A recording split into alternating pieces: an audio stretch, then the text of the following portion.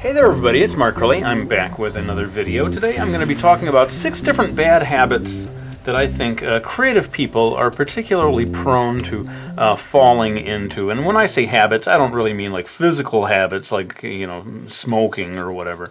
It's more sort of like mental traps that creative people, if they don't watch it, can find themselves falling into. And as I talk about these different things, I'm going to be working on this little illustration. It's a sketch that I did years ago in Taiwan. I'm going to be adding color to it, just to give you something to look at. But let's go ahead and get on to the first one, and it is this.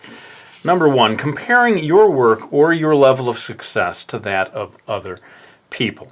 I've talked about this before. I think it is, probably almost all human beings are in danger of comparing themselves too much to other people, particularly people who are more successful, more talented, have more money, all these different kinds of things. And it is, unfortunately, a common human tendency, but I think it's particularly debilitating for artists when you're gauging your work against that of other people.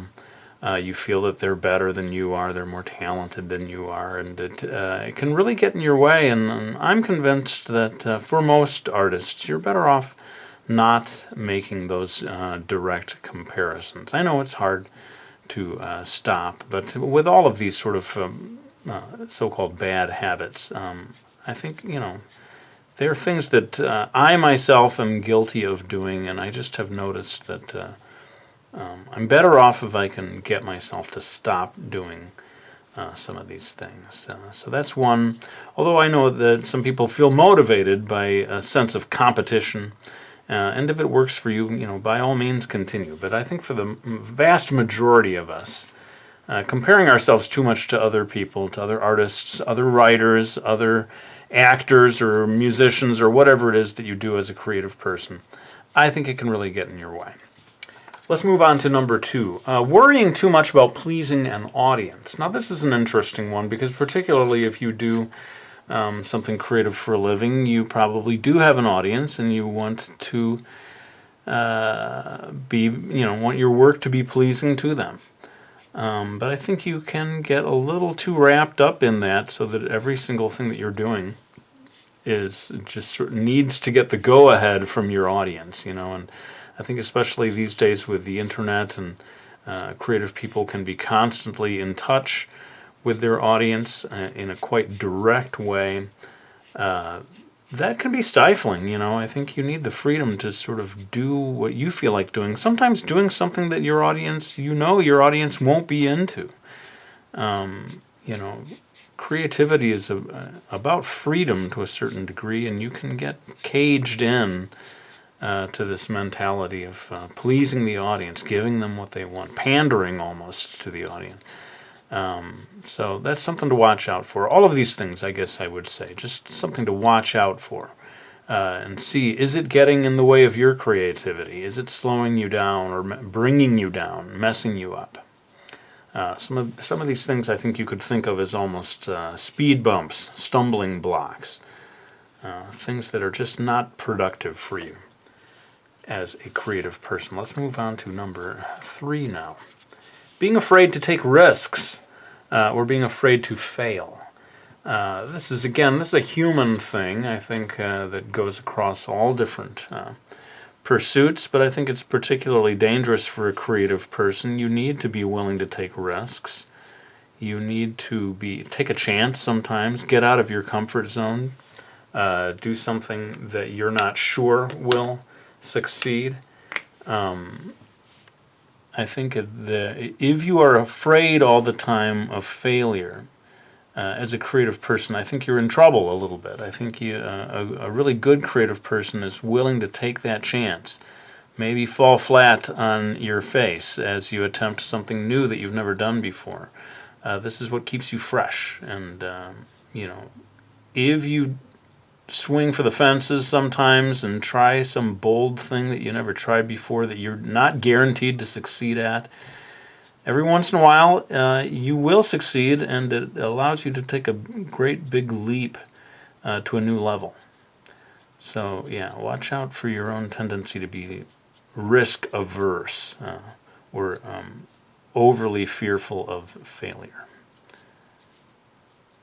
And let's move on now to number 4. After this, I'll probably take a little break and complete this a bit more in time lapse. Number 4, equating success with popularity. Now, this is a sort of interesting one because success, popularity, real popularity, can be regarded as a form of success. And I don't mean to say that popular things are not good or popular things are somehow worse than things that aren't popular. I don't mean to say that at all.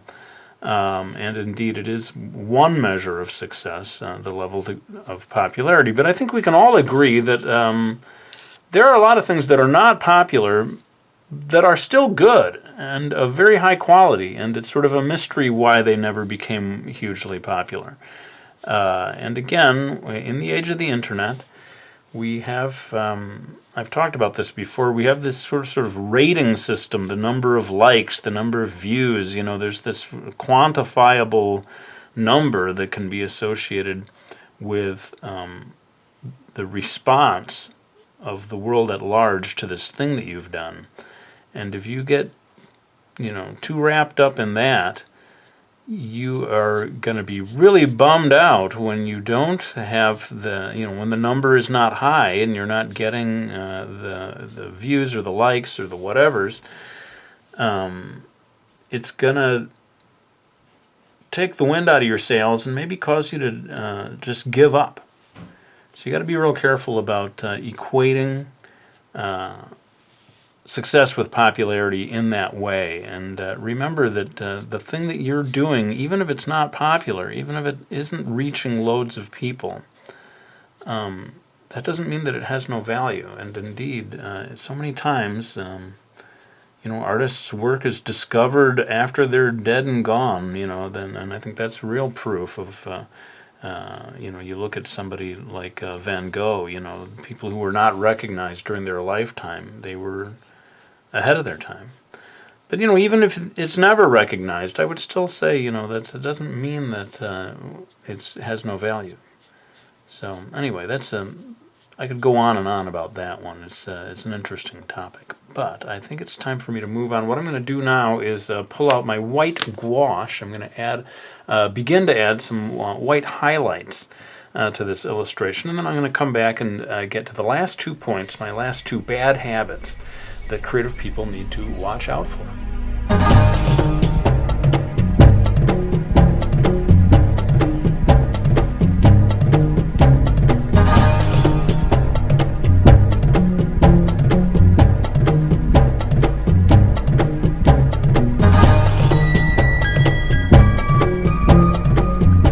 Well, I think I've got enough of this done that I can go ahead and get back to talking about these last 2 bad habits.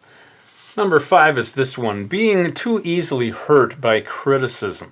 And I've got a whole separate video about criticism, handling criticism. I think for an artist or a musician and people like that are uniquely in a position of facing direct criticism, sometimes from a large number of people. And for many creative people, that can be kind of debilitating. And I will link to this other video about handling criticism that has much more advice than I could hope to give right now.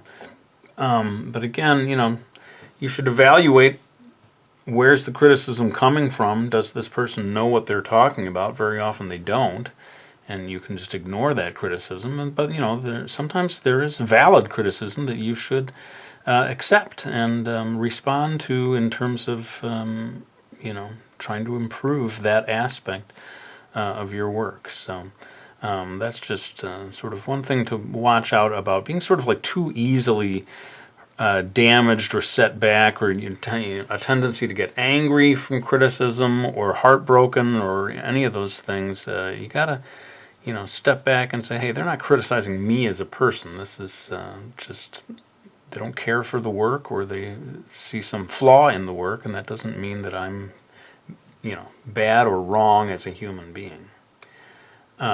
Again, I'm linking to another video that gets into that in much more depth, if that is indeed one of the sort of bad habits. I don't even know if that qualifies as a habit, is being hurt by criticism. Some of these things, a habit is probably not the best word, but I didn't want to call the video tendencies, mental tendencies or whatever would even be more accurate.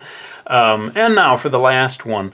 Number 6, beating yourself up because you think your work isn't good enough. I saved this for last because I think it is probably the most common problem with creative people, is this tendency to sort of beat yourself up over the wishing that your work was better. And we all want our work to be better. And even people that you think are amazing, I guarantee you that they wish their work was better, and they see a lot of flaws that you don't see. That's part of it, and I think it's tricky because you do want to hold yourself to a high standard. You don't want to be complacent and say, yeah, whatever I do is great just the way it is.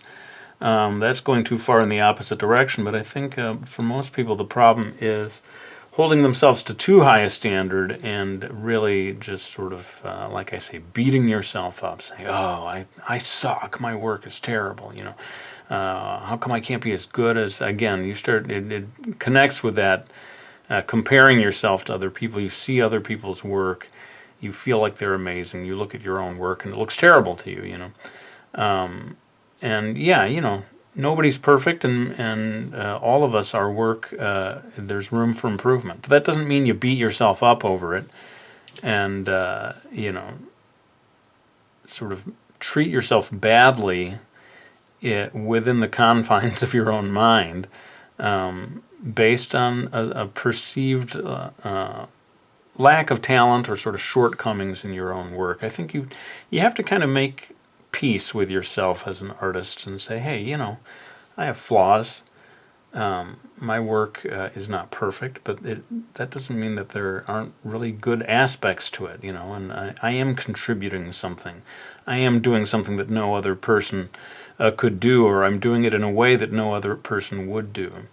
So I suppose the thing there, the message there, is just go easy on yourself if you have this tendency to be too hard on yourself, because heaven knows we're all doing it, and maybe just knowing that in itself will make you feel better. You're not alone. All artists go through these phases of feeling very bad and very discouraged about the quality of their own work, and hopefully just sort of identifying these different, what I call bad habits, but as we've said, the sort of mental tendencies of creative people of all stripes. Hopefully just identifying them helps you to sort of see when it's creeping up in your own life and to step back and say, hey, I should not allow my brain to go too much farther down that path, because it ends in, stifling myself creatively, I suppose, is what my hope is with this video. And I don't think that these are necessarily the final, listings here of this type of thing. And I'm going to be reading the comments and seeing if there are other suggestions, because I think there may be room for a second video where I go into some other of these bad habits that I think creative people are uniquely prone to. But I think it is time now for me to grab my books and thank anyone who has supported me by getting them, like The Realism Challenge. Sorry, I'm knocking my camera all over this. My book on hyper-realistic illustration techniques. The Drawing Lesson, my graphic novel that teaches you how to draw. And my very latest book, The Two-Pencil Method. And here's my dog, Joy, the corgi, right there on the front cover. She turned 3 years old today, so please join me in wishing Joy a very happy 3rd birthday. And if I can straighten this out one last time, I can go ahead and lay down this brush. I want to thank you all for watching this video. I really hope you enjoyed it, and I'll be back with another one real soon.